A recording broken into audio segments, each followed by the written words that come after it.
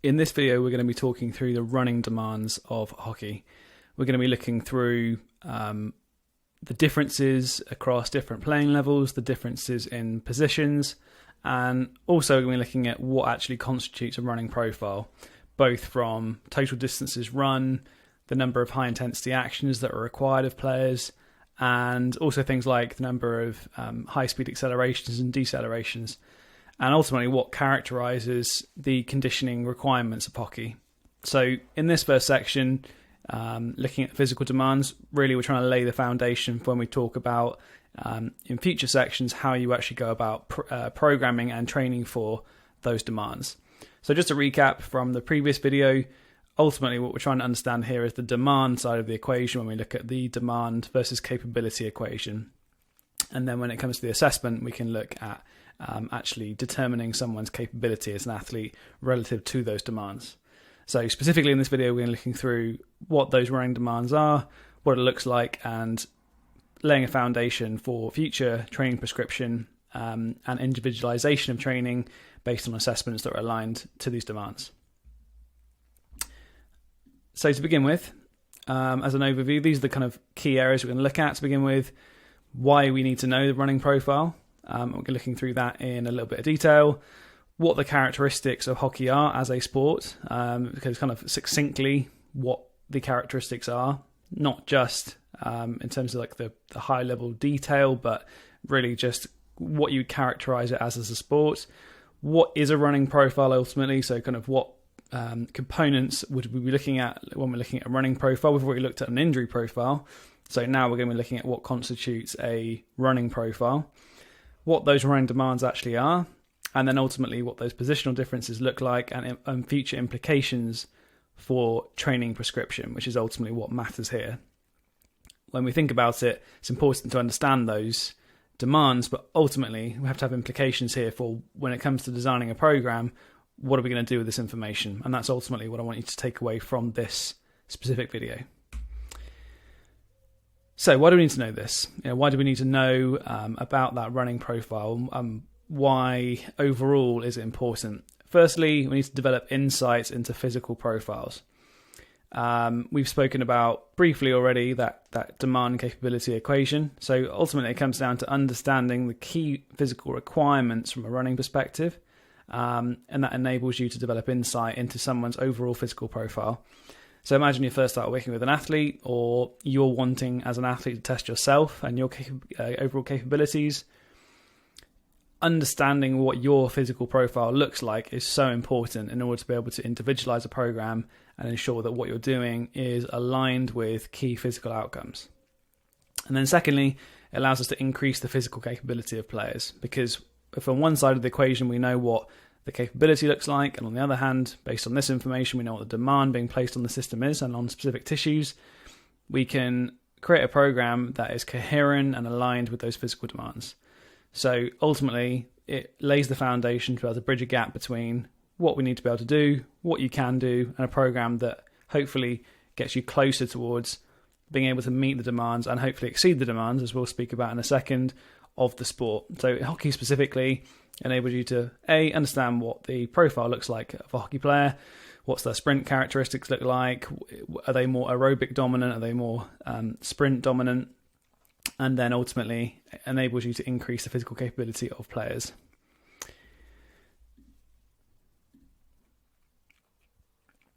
Okay, if we had to characterize the sport in summary, we would, and this is a quote taken from the Spencer et al. Paper, field hockey is an intermittent team sport characterized by repeated high-intensity actions and high-speed running demands. So what we mean here is that it's not an endurance-based sport, it's intermittent. So we have short, sharp bursts of high-intensity effort interspersed with periods of recovery between that.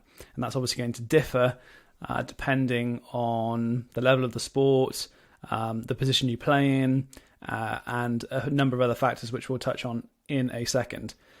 So ultimately, to understand at a high level that it's intermittent, it's based around repeat high-intensity efforts and high running demands overall. So we'll also be looking at what we call a hybrid profile in a second, but ultimately, this is what it's all about. High-intensity actions performed again and again and again.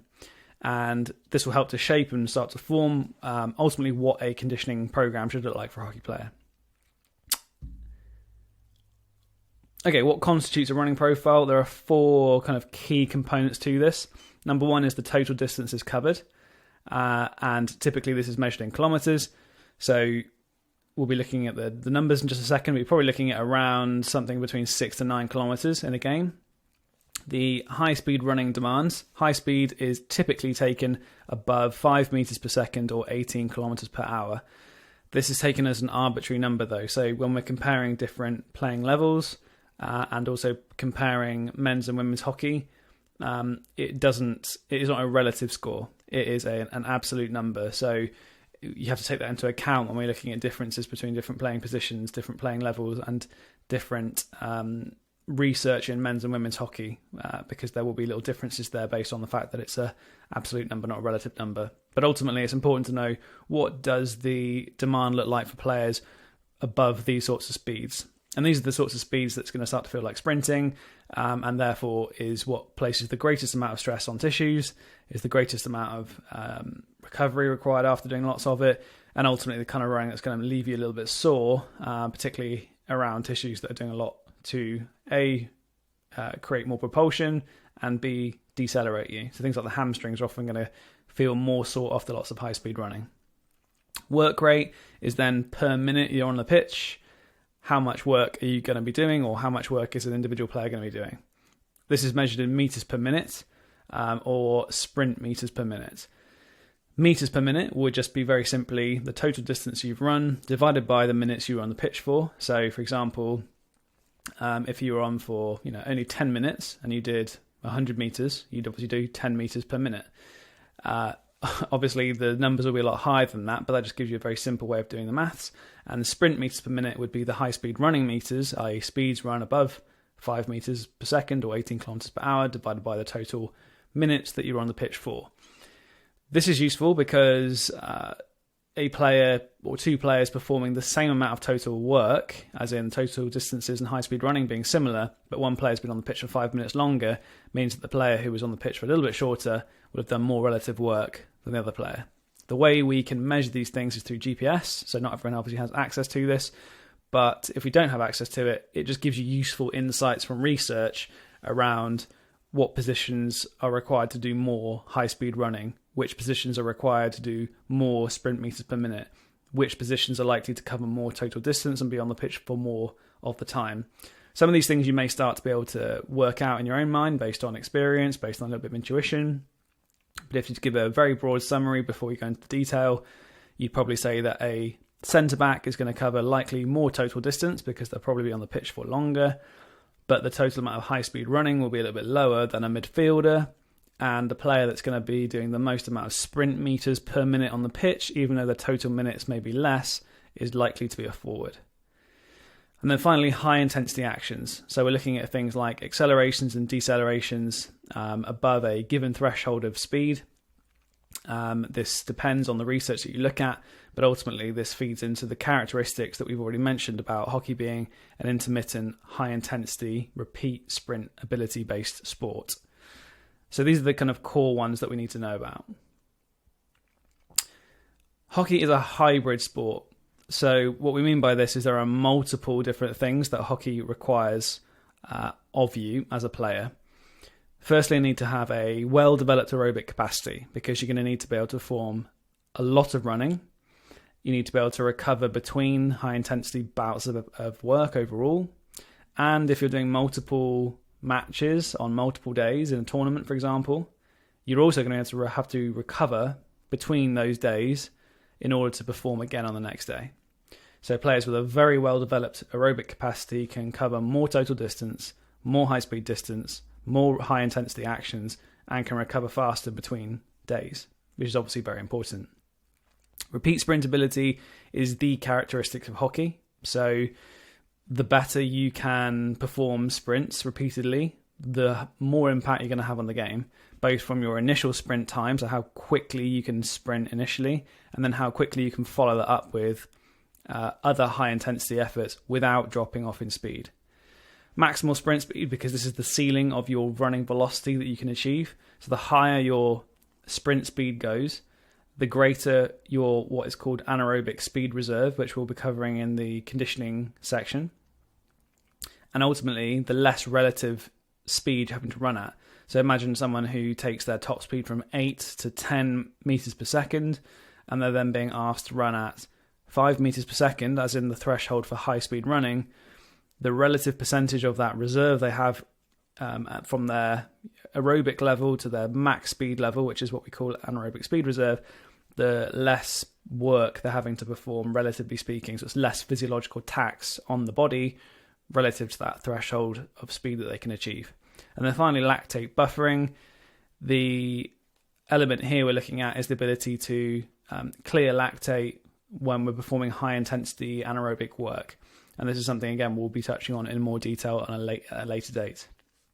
So overall, multiple things that you need to be good at. It's not an endurance sport. If you were to take on one extreme marathon running, it is entirely endurance based.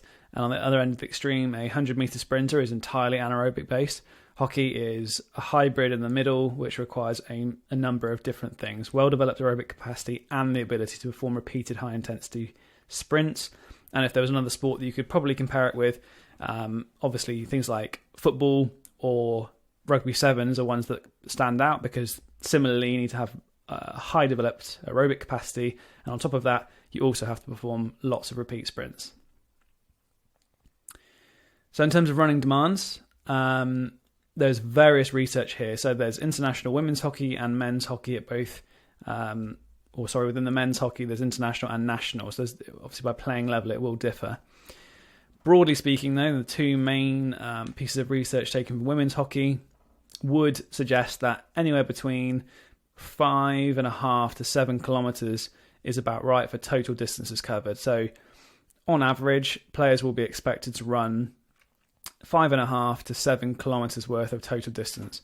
Total distance incorporates walking, low-speed jogging, as well as high-speed running and max effort sprinting. Obviously, the majority of the distance is going to be taken up through low-intensity work, not high-intensity work. So that's the case for women's, and in international men's hockey, this will be a little higher, typically sitting at around anywhere between 8 to 10 kilometres in total distance, and that was taken from the Jennings et al. Paper, which was looking at men's hockey specifically in different playing levels. So there's going to be differences in terms of playing level. There will be differences in men's and women's hockey for various reasons. But what's useful about this information already is it begins to allow us to understand, well, if we're going to be playing 4 games in a week, then this could be anywhere between, say, 25 to 40 kilometres worth of running. Does our training program prepare us for that, or is the total volume a long way off that in our training week? High-speed running distance, then, as we've already said, is speeds above 5 meters per second or 18 kilometers per hour. In international men's hockey, again, this is going to be sitting at around 2 to 2.5 kilometers worth of this type of running. National hockey is going to be around 1.5, so there's going to be a difference there. And we'll talk about playing level in just a second. And then international women's hockey, again, similarly, in terms of the two papers there from 2010 and 2019, anywhere between 5 to 600 meters is about right for total distance. Obviously, by playing position will differ too, but this will differ. Why the difference between the men's and women's hockey in terms of demand of high-speed running? Again, going back to what I said earlier, typically it's taken as an absolute number above 5 meters per second, not a relative number relative to top speed. And often, based on research, men's hockey athletes will achieve a slightly higher top speed than international women's hockey, and so the absolute number doesn't account for the fact that there'll be differences in top speed. So if it were to be a relative number, it would probably start to equate a little bit more closely. Okay, and then in terms of high intensity actions, this is taken from Tim Gabbett's work in elite women's field hockey now, so specifically in women's hockey. Interestingly, we can look at player by position here, for forwards, midfielders and defenders. And we can also look at differences in terms of high velocity and high acceleration activities. To cut to the chase, there are differences here quite clearly in the different playing positions. You're going to see differences in terms of like the number of amount of high-speed running in midfielders. Interestingly, when you look at high velocity activities, you're going to see a little bit more leaning towards midfielders again over distances of 20 to 30 metres. And similarly in forwards, when you look at the differences, you look at the distances covered by defenders. So defenders will likely not be, and this kind of makes a lot of sense if you consider the sort of tactical requirements, defenders aren't going to need to be doing more than around sort of 20 metres worth of high velocity running in a given effort, because they're probably not going to be required to do that quite as much. Whereas you can see midfielders here, the sort of number of efforts whereby they went between sort of 10 to 30 metres is a little higher than defenders overall. High acceleration activities then is obviously like the relative increase in speed rather than the absolute speed they're running at. And again, you can see that strikers and midfielders are going to have to be called upon to do a slightly higher number of high-speed accelerations over distances up to 20 metres. And as you can see across all playing positions, there isn't really a requirement to perform any high-speed accelerations beyond distances about 20 metres, and that makes complete sense because by 20 metres, effectively, that tops the rate of acceleration will begin to decline. So long story short, what we can see here is that forwards and midfielders perform, generally speaking, more high velocity, high speed work, which is aligned with what we've already seen, and also perform a higher number of high accelerations over distances up to 20 metres. If we then take high intensity actions, which is repeat sprints in bouts, this is taken now from Elite Field Hockey from Spencer et al. And what they did was they looked at series of different sprint bouts, and typically they lasted around sort of 3 to 6 bouts. There's 1-7 here, but this is where you have successive sprint bouts in series. So it might be a sprint, then a recovery, sprint, then a recovery, and that's going to lead up to about 6 times. The mean time between sprints, then the amount of time it took to recover between the next sprint. So you can see here that all across all of these different bouts, the mean was 4 sprints with 15 seconds recovery in between. So in other words, the repeat sprint nature of hockey is characterized by, on average, 4 high intensity sprints with around 15 seconds recovery in between those bouts. So, for example, over a minute period, there'd be a high intensity sprint, a 15-second recovery, high intensity sprint, 15-second recovery, another 2 across a minute period. So, on average, 4 high intensity efforts per minute that players are on the pitch is the characteristic of hockey. That obviously will differ again a little bit by position, but that is generally speaking what is regarded as a high intensity repeat sprint bout. By playing level then, if we're just to summarise, there are greater running demands international versus national level hockey players, with players generally running greater total distances and achieving more high speed running. This is kind of obvious in some ways because you'd expect that the higher the playing level, the greater the running demand. The reasons for this, though, generally speaking, are probably twofold. One, players at a higher level are have a high aerobic capacity, but also B, are required to have a high training capacity or anaerobic capacity, and therefore, simply by playing at the level, you're going to increase the aerobic capacity. And players who can play at that level also probably come in with a high aerobic capacity. And all these things mean that you can effectively run greater distances without fatigue and recover between high intensity bouts more quickly, and can therefore achieve more high speed running as well. And obviously tactical skills may also influence this and may influence the movement strategy overall that players are required to perform, and the overall physiological kind of cost of players and demand placed on players overall. So to summarise, by playing level, they are greater at higher levels, which you'd come to expect. And that's obviously now proven in terms of what the research is showing us. Then if we just look at positional differences, there are some key differences which we'll kind of summarise in a second. This is taken from Tim Gabbitt's work in Elite Women's Field Hockey. Again, if we look across playing positions, we've got forwards, midfielders and defenders. What this shows us is different sort of running bands, so anywhere up to and above 7 meters per second, which would be regarded as a sprint effectively. Remember, above 5 was high speed running. If we take the threshold of high-speed running here, we can see is quite a clear difference for midfielders. So midfielders, we've already said, are typically likely to perform the most amount of high-speed running.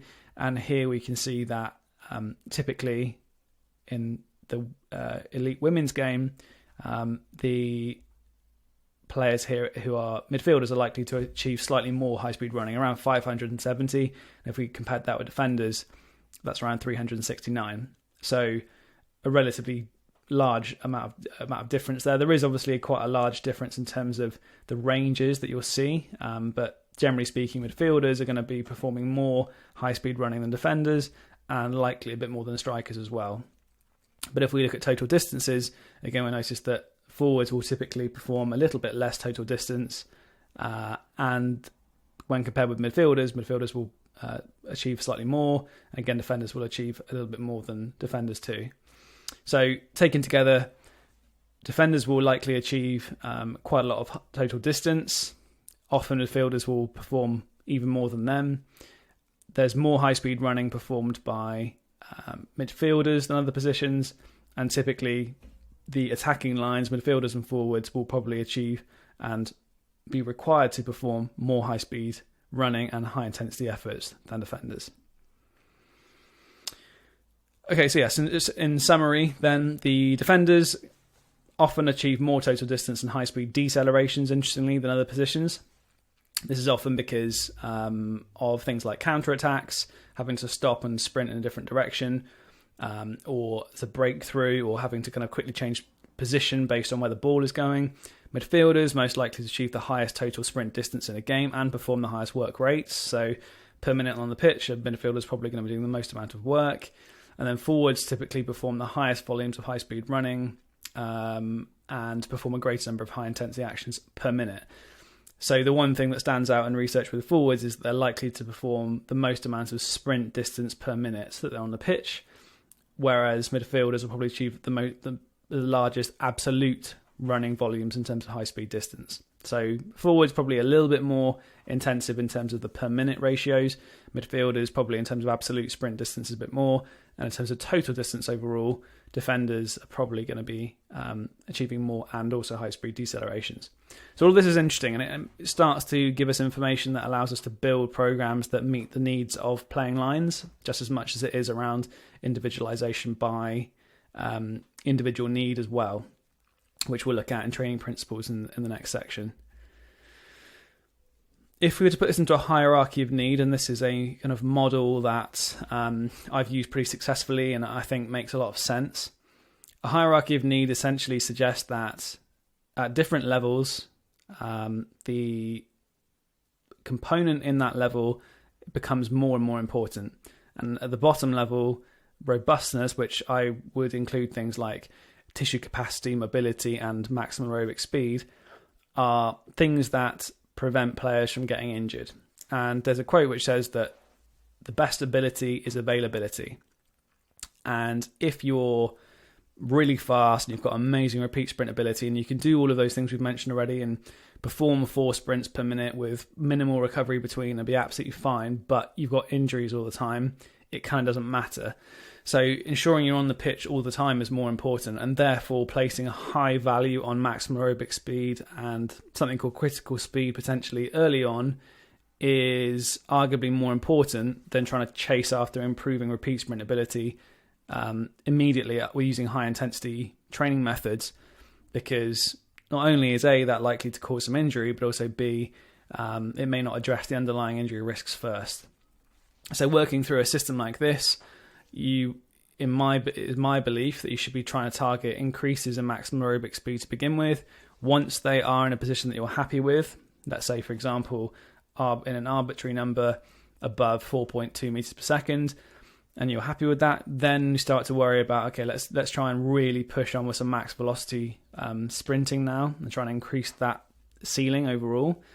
And just to clarify, it doesn't mean that you wouldn't ignore maximal sprinting whilst trying to improve your maximum aerobic speed, but there's only a limited amount of training capacity all players have, and you probably want to put far more of your efforts into the maximum aerobic speed development first, with a little bit of consistent top speed sprinting dotted throughout the week in warm-ups and that kind of thing.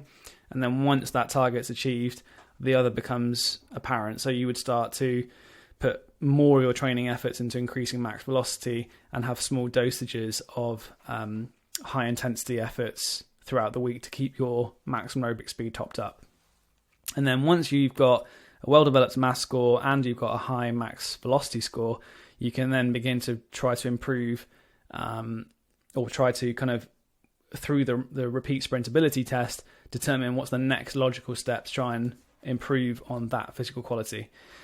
If, however, the maximum aerobic speed's in place and the max velocity is in a good position, you know that those two aren't a limiting factor, and so things like lactate buffering and possibly something like a change direction test are going to start to highlight what is actually limiting you in your ability to perform these really high intensity bouts of work.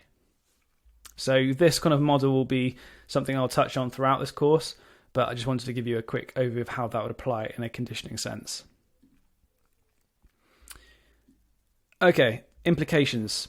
So obviously what's important when we create these sorts of profiles and understand all of the training available research is to have clear implications and considerations for what we're going to do with this information. The first is we need to develop explosive, we're clearly to develop explosive, repeatable athletes. We don't need to prepare an athlete for the average. We need to prepare an athlete to be able to do more than the average so that when it comes to them having to meet those average demands, they can comfortably do it. If, however, a demand is placed on them that's greater than those averages, which is kind of typical because it's just an average, then they won't be prepared for it at all. So we need to be in a position to be able to tolerate really high intensity bouts of work, sprints with around 15 to 20 seconds recovery in between them, and not just be able to tolerate the average, but to be able to tolerate worst case scenario. Increase physical capability beyond demand. So again, we've just said there, if you understand those demands, ideally training will stretch players to a point where they can go above those. So when it comes back to an average scenario, they can comfortably achieve this. Utilize a hierarchical approach. So some physical qualities are going to have inherently more value than others. And ultimately make conditioning positionally relevant. It wouldn't make sense for a forward to spend all their time doing long aerobic intervals when the majority of their game is based around very high intensity, short bursts of work interspersed with short periods of recovery. Equally, for a centre-back, spending all your time trying to focus on repeat sprintability at the cost of ensuring you've got a well-developed aerobic capacity to begin with to tolerate high total distances probably wouldn't make a lot of logical sense. So ensuring that things are individually appropriate, positionally relevant and sport specific is where we can really start to ensure that the training is really targeted overall. Okay, and I've listed out all the references that I've mentioned within this. Obviously the slides are available as a download in PDF format as well, so you can have a look through and look up these if you want to, because they are extremely useful and have kind of really informed this course as well as my own practice and training program prescription for a long while. So I hope this has given you a really useful overview of the running demands. So now what we have got is a clear idea of the injury profile of hockey, and we've also now got a clear idea of what the running demands look like, so we can start to get really specific on what we're trying to achieve. Are training programs aligned with those demands, and ultimately is the program ensuring that players are robust, repeatable, and are in a position to be able to maximize performance on the pitch. In the next section, what we're going to be looking through is training principles. And so we're going to be looking at things like training specificity, what overload is, and ultimately how to improve athletes through adaptation and how those adaptations improve performance. So the kind of the bits that actually begin to impact performance based on the underlying research we've had a look at. So I hope that's been really good, and we'll see you in the next section.